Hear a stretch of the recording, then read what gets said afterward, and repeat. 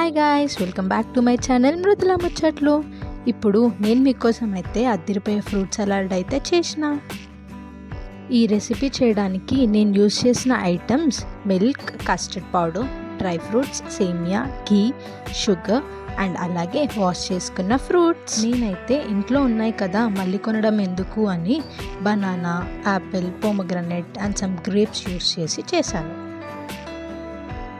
అలా ఆ ఫ్రూట్స్ అన్నిటిని ఫైన్గా చాప్ చేసి 2 ముక్కలు అయితే నోట్లో వేసుకున్నా.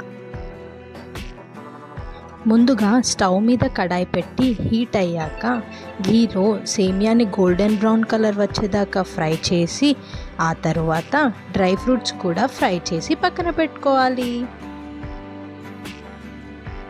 ఒక చిన్న గ్లాస్లో 2.5 స్పూన్స్ కస్టర్డ్ పౌడర్ తీసుకొని కొన్ని పాలు పోసి కంప్లీట్గా మెల్ట్ అయ్యేదాకా కలపాలి. ఇప్పుడు ఈ ప్రాసెస్లో స్టవ్ మీద బౌల్ పెట్టి అందులో మిల్క్ యాడ్ చేసుకొని బాయిల్ చేయాలి. ఇందాక కలిపి పెట్టుకున్న కస్టర్డ్ పౌడర్ అండ్ అలాగే సేమియా కూడా ఇందులో యాడ్ చేయాలి. కొంచెం బాయిల్ అయ్యాక మీ టేస్ట్కి తగినంత షుగర్ యాడ్ చేసుకోండి. స్టవ్ని సిమ్లో పెట్టుకొని మిల్క్ టెక్స్చర్ చేంజ్ అయ్యాక మిక్స్డ్ ఫ్రూట్స్ని ఈ పాలల్లో వేసేయండి.